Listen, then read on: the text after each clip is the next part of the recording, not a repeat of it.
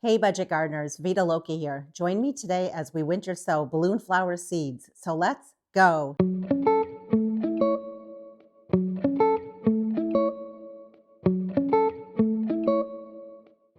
Balloon flower, also known as Platycodon, is a hardy perennial here where I live in New Hampshire Zone 5B. It comes in a lot of different colors, from purple, white, and pink, and it also comes in taller varieties as well as dwarf varieties. I have a number of these plants in my yard. It's an absolute favorite, and I've been winter sowing the seeds with success. Each year I collect the seeds, and I have videos showing my process for collecting the seeds. I'll put links to those videos down below. Also be sure to check out the winter sowing playlist that I've linked down below as well as up above. It has a lot of other videos that I've made having to do with the winter sowing process. I didn't come up with the whole concept of winter sowing. A woman named Trudy Davidoff did. She worked with the USDA, and not only that, she's part of a Facebook community group that anyone can join. It has a lot of great information out there. What I'll do is I'll put a link to that Facebook group down below. In fact, I often refer to it when I'm looking for a lot of information that I just can't find on the internet. There is not just one way to winter sow. In fact, there are so many different ways to winter sow. One size does not fit all when it comes to this process. So I definitely recommend you to experiment with it. And if certain things don't work for you, adjust and make changes to them year after year. You'll eventually find a way that works best for you in your climate and where you live. It's so important when it comes to gardening to experiment and figure out what works best for us in our own gardens. A general rule of thumb when it comes to winter sowing is to wait until the winter solstice. And you also want to wait until your nighttime temperatures are consistently below 50 degrees Fahrenheit. In past years, I've always waited until the winter solstice. But what I've found this year is that my temperatures are well below 50 degrees Fahrenheit starting in November. For that reason, I've actually already started winter sowing. But where you live, it might still be quite warm. So be mindful of that. Watch your temperatures. And once those nighttime temperatures are consistently below 50 degrees Fahrenheit, then you can start winter sowing. And the reason for that is you don't want your seeds to start germinating, because once they start germinating, and if the cold temperatures hit them, there's a chance that the freeze or frost might take out those seedlings. That's the reason why we wait until the really coldest parts of our winter to start winter sowing. I always like to start the winter sowing process with perennial seeds because many perennial seeds need a cold period in order to germinate. And also when it comes to sowing perennial seeds, just know that perennial plants that are grown from seed are very slow to grow. In other words, they sleep the first year, they creep the second year, and then they leap the third year. So don't expect all of a sudden to have these big, huge plants that you're starting from seed when it comes to perennial plants. Now that I've shared all that, let's go ahead and sow our balloon flower seeds. When I winter sow, I like to use milk jugs. You can use water jugs, juice jugs. There are so many different things you can use. The big thing is you want to make sure that it's either clear or translucent so that light can come in. Here's a tip. Reach out to local coffee shops and they may save their juice jugs or milk jugs for you. You want to make sure whatever container you choose can hold at least 4 inches of soil. And I'm just going to mark it right there. To cut my container, I'm going to be using these metal tin snips. You can use whatever you want. I just like to use some sort of heavy-duty scissors. Whatever container you use, it needs to have holes in the bottom. Those act as drainage holes. That is very important because you want to make sure that water can easily drain out of your container. If that doesn't happen, the seedlings that sprout in here are going to rot.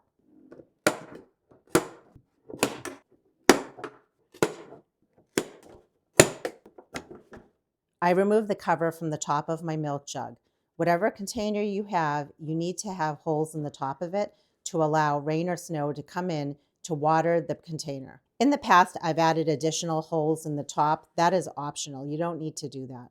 When I cut my container, I will not be cutting it all the way around. The reason is I want to leave a small piece intact here, and I'm going to show you why in a minute.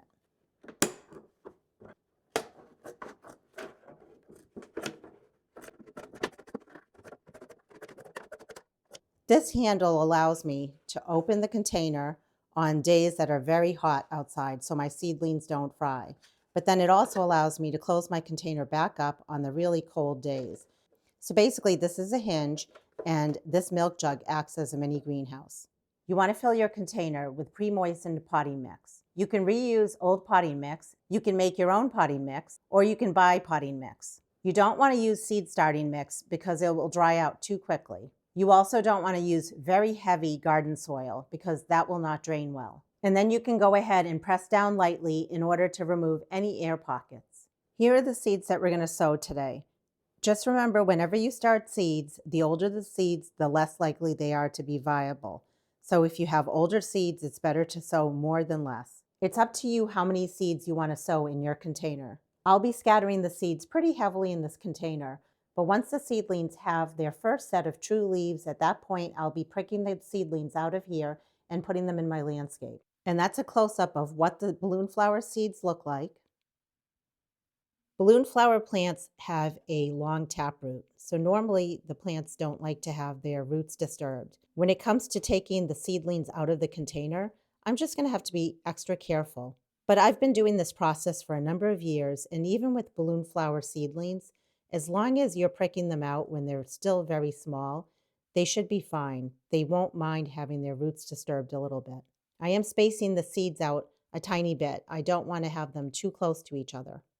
Since the seeds are black, you can't see them, but they're on here. So now we can go ahead and press them in. Balloon flower seeds need light to germinate. So what that means is you don't want to cover them. And if you do cover them, you want to very lightly cover them. And the reason we're pressing them in is you want those seeds to make good contact with the soil. I made a small label, and I'm going to be placing that on the inside of my container. You can use whatever you have handy for labels. I just happen to have a bunch of these on hand. You can also use something like plastic knives, or you can reuse yogurt containers, cut the containers in strips, and use those as your labels. The reason we're adding a label on the inside of the container is just in case the label on the outside gets lost or worn off. Even though the potting mix is pre-moistened, I'm going to use a small hand pump sprayer to spray the seeds. I'm doing it on a very gentle stream because I don't want to move the seeds out of their place. Where I live, the temperatures are freezing. So this is going to go outside and I'm not going to have to water it again for a number of months. But where you live, that might not be the case. You might still have temperatures that are above freezing. The key is you don't want this to dry out. So you might have to be adding additional water to your container. You just want to be checking it over time.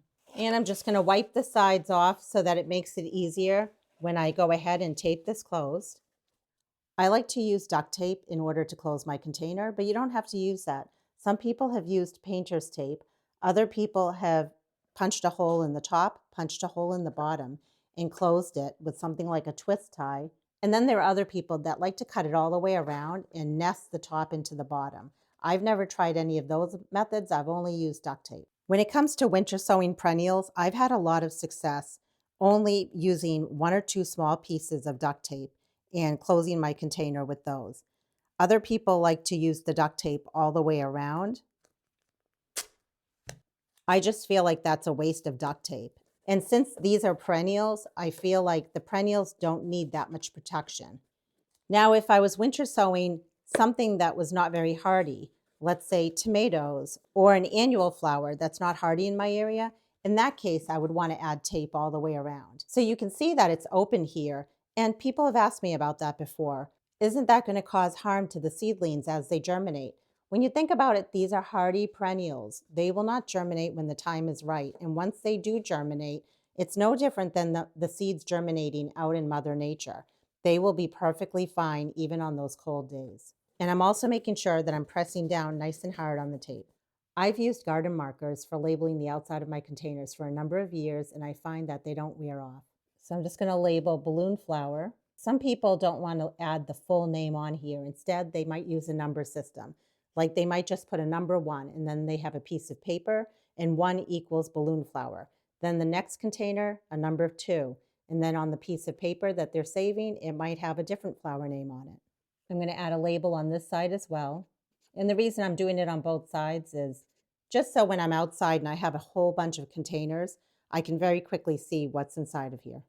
When I first started winter sowing, I used to write on the container itself, but I found that I can actually reuse this container for a couple of seasons. For that reason, I now label the duct tape and not the container. In terms of placement, it's very important to place your containers in a full sun area. And not only that, you want to place them where they can get access to rain or snow.